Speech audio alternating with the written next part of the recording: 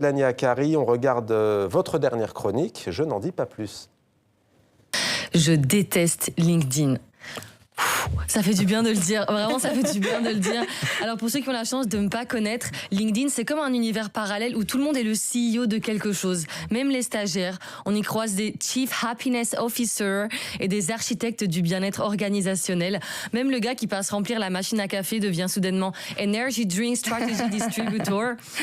C'est un peu la cour des miracles du monde de l'entreprise, un royaume du bullshit en col blanc, où les employeurs se jettent des fleurs pour avoir accompli des choses ordinaires dans des postes lunaires, du genre « Aujourd'hui, un candidat a fait tomber son bic devant moi à cause du stress et je ne lui en ai pas tenu rigueur, car nous méritons tous une seconde chance dans la vie. » Waouh, Thomas, tu crois qu'on va t'applaudir des deux mains, Thomas? T'as rien accompli du tout. Ça s'appelle de la décence humaine, pas un acte de bravoure. Bon voilà, ça me donne envie d'avoir... J'ai pas de compte LinkedIn, mais bon, je m'adresserai à vous si j'ai besoin d'un titre et d'un intitulé. Bon, c'est vrai que c'est drôle, mais c'est très grinçant aussi. Ça dit beaucoup de choses, au fond, sur nos sociétés, sur la manière dont il faut se vendre. Oui, c'est la manière dont le packaging est parfois plus important que le fond. On est plus sur la forme, on est plus sur le titre. Parfois, c'est vide de sens. On a des travails qui sont un peu des bullshit jobs. Ça a été un peu théorisé. Il y a eu un livre qui est sorti qui est très intéressant, qui s'appelle Bullshit Jobs, qui sont vraiment ces jobs qui sont vides de sens, mais dont le titre est pompeux, donne envie. Et finalement, on est vraiment dans la performance montrée, le travail plutôt que l'essence de ce qu'on fait. Et dans ce qu'on appelle les éléments de langage, que ce soit en politique, oui, dans l'entreprise, dans les médias. Mélanie Akari, on vient de vous voir donc chez nos confrères de Belgique, de Matin Première. C'est une nouvelle expérience pour vous, c'est récent, depuis le mois d'août dernier. Qu'est-ce que ça vous apporte, cette expérience, et en quoi c'est différent au fond de la scène?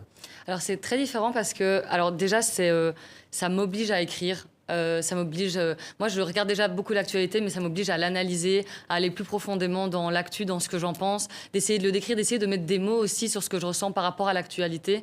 Donc c'est vraiment un tout autre travail que la scène. Puis là on est vraiment sur, les gens l'écoutent en voiture en général, en tout cas c'est de la radio vraiment.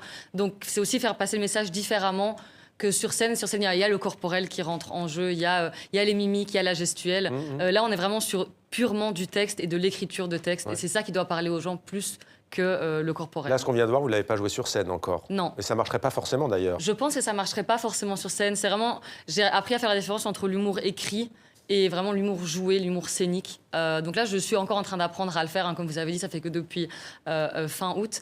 Mais c'est un travail intéressant. Et un autre style. Alors, au menu de vos chroniques, donc, les réseaux sociaux, on vient de le voir, mais aussi la santé mentale, la journée sans voiture, et puis bien sûr, Akid, en libanais. On va parler tout à l'heure des mots qui nous viennent d'Algérie, à travers aussi le français, l'arabe, qui font des va-et-vient. Akid en libanais pour dire bien sûr. Et puis, il y a quelques clins d'œil aussi au Liban, qui vous est cher, évidemment. À propos de ce pays, comment vivez-vous la situation? Vous en avez fait une chronique récemment. Oui. Qu'est-ce que ça a changé pour vous au quotidien, la guerre qui frappe à nouveau le Liban? En fait, ce qui est très compliqué dans la situation actuelle, c'est d'essayer de continuer à vivre sa vie. Parce qu'il faut continuer à vivre sa vie et à la fois, on est tout le temps informé, on a tout le temps envie de s'informer, on n'a pas envie d'éteindre notre téléphone, on a envie de savoir que tout le monde va bien, on a envie de savoir comment la situation évolue. Et à la fois, il faut continuer à vivre sa vie. Donc c'est une sorte de décalage très compliqué de se rendre compte que la seule différence entre eux et moi, c'est la chance, finalement. La seule différence entre nous et eux, de toute façon, c'est la chance. Et donc c'est quelque chose juste qu'il faut gérer au quotidien. C'est vraiment cet équilibre entre s'informer et continuer de vivre parce qu'il faut. Et alors, c'est l'impuissance, je pense, qui est très compliqué. L'impuissance, et c'est pour ça qu'on organise des plateaux de stand-up caritatifs. C'est vraiment pour lutter contre ce sentiment-là qui vraiment est... C'est très compliqué à vivre. L'impuissance, c'est un des sentiments les plus compliqués à vivre dans cette situation, je pense.